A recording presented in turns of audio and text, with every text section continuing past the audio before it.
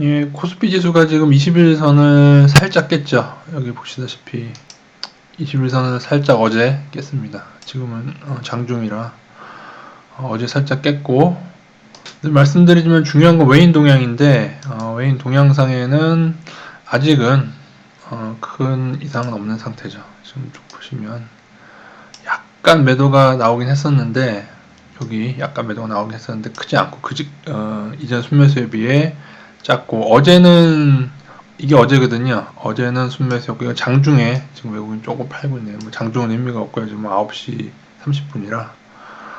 그런데 이제 코스닥도 코스닥의 경우는 어제 서량 매도가 있긴 했는데요. 근데 이제 매수할 때 금액상으로 보면은 코스닥도 약간은 매수 우위 쪽에 있습니다. 예. 근데 개인적으로는 좀 제약주들이 일부 조금 불안하긴 한데, 그래도 제약주도 현재 약간 반등권이라서 조금 무너지려면 좀 시간이 걸려야 될 수도 있습니다. 제약주가 코스닥 시총 상위라서 그렇습니다. 예, 시총 상위. 그러니까 코스피는 시총 상위가 반도체, 코스닥은 제약, 그렇게 보시면 됩니다. 그럼 일단 어제의 매도가 좀 희한한 게 다우지수 차트 잘 오르고 있죠. 심지어 이제 나스닥도 마찬가지고, 심지어 이 반도체 같은 경우에는 보시면 엄청나죠. 예. 주봉으로 봐도 사실 여기를 레벨을 넘었기 때문에 넘어서 이제 삼성전자, 하이닉스 같이 치고 올라가야 되는데, 물론 이제 블로그 어느 분의 댓글대로 그 메모리 업체하고, 그러니까 이 반도체 여기도 이제 구성되는 종목들이 있습니다. 뭐 인텔 쭉 해서 엔비디아 해서 미국계 구성 종목이 있죠.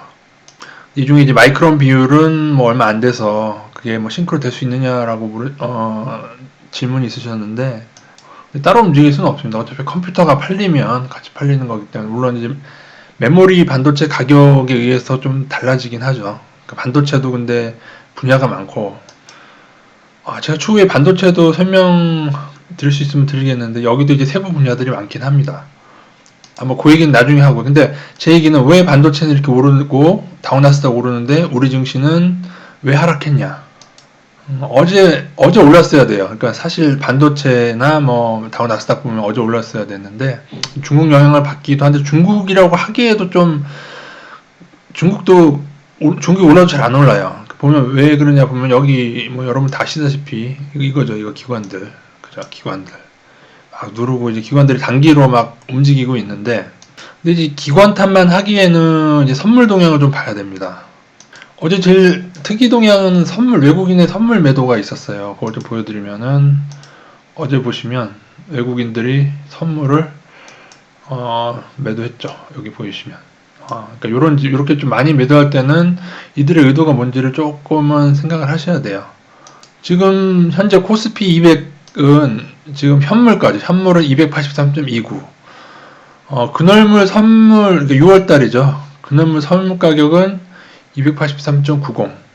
이게 조금 좁혀지고 있어요. 그래도 이게 조금 높죠. 이게 조금 더 높았었는데 지금 선물 매도되면서 하고, 외국인 오늘 현 시간부로도 추가로 1400 매도해서, 이게 원래 한 1조 원가량, 1조 원 넘게 외국인 선물 플러스였거든요. 근데 지금 어제 오늘 되면서 마이너스 됐다는 거, 이런 거는 여러분 체크를 하셔야 됩니다. 선물이 이제, 물론 이제 누적이 지금 마이너스 몇 조 원 그건 아닌데, 지난번 작년 급락 때도 외국인 선물이 거의 1조 원가량 쌓였을 때 나왔어요. 그러니까 선물 플레이도 염두에 둬야 됩니다. 그리고 또 하나는 선물 말고 미니 선물 있죠. 미니 선물은 5월 만기, 아까 선물은 6월 만기, 코스피. 근데 이것도 한 4,600억. 그러니까 이번 5월, 이게 만약에 또 1조 원가량 늘어나면은 5월 둘째 주 목요일이죠.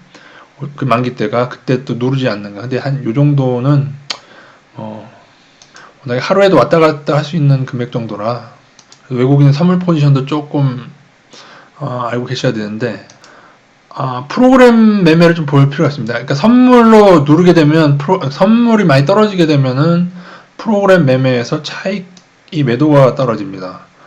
근데 어제 조금 많았어요. 어제 제가 봤을 때 기억이 맞는 건데 400억인가 500억인가 그랬어요. 어제 기관이 4천억 매도였는데 그 중에 이제 프로그램 매매로 발생한 게 한 500억 정도다.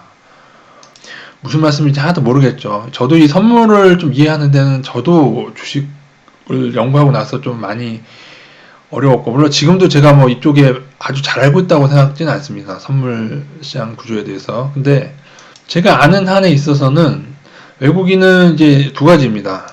코스피라는 우리나라 주식에도 선물과 현물이 있습니다. 그러니까 선물 매매가 있고 현물 매매가 있는데, 간단히 선물 드리면은 이제 만기날 근처에 이제 뭐 내 마녀의 날이라던가, 그게 369월이죠. 그 주식 옵션, 주식 선물 같은 네 가지가 이제 겹치는 경우가 있어요, 만기가.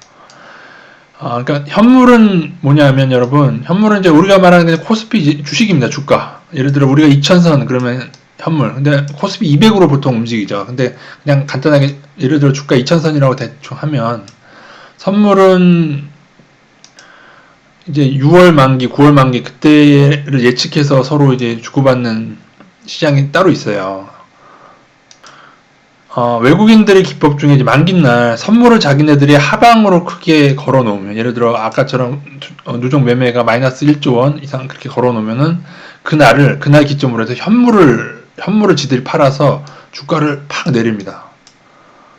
그래서 그런 날은 시총 상위가 실적이 아무런 이상이 없어도 선물의 이득을 위해서 단기로 조정하는 때가 있어요. 반대로 이건 제가 가끔 드린 말인데, 2008년경에 주가 폭락 직전 있지 않습니까? 2008년경에는 외국인들이 주구장창 팔아도 지수가 크게 떨어지지 않았던 때가 있어요. 그때는 외국인들이 선물을 바치면서, 선물을 계속 바치면 어떻게 되죠? 프로그램 매수가 일어나죠. 프로그램 매수는 이제 기관에서 프로그래밍 하는 건데, 선현문 격차에 따라서 이게 매수와 매도가 됩니다. 그러면 현물에서 기관에 프로그램 순매수가 들어오게 돼요.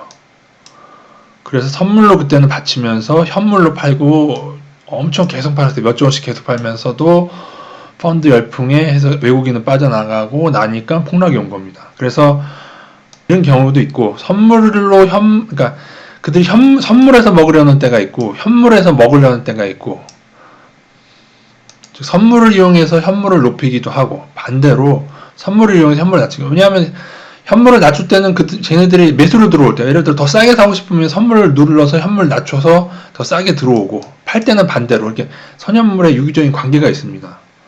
자, 이것도 그냥 요 정도 맛배기로만 하고요. 그래서 코스피의 현 레벨이 2194, 지금 현 시각 지금 9시 43분에 이렇게 나오고 있는데, 현 레벨이 어느 레벨인가? 막말로 얘기하면은 지난 몇 년간 지금 다우 나스닥 엄청 올랐고, 유럽, 베트남 할 거 없이 많이 올랐어요. 전 세계 증시가 오르는 동안 우리나라는 조금 오르다 다시 떨어진 거예요. 그죠? 조금 딴 때보다 훨씬 적게 올랐다가 또 다시 떨어져 버렸어요.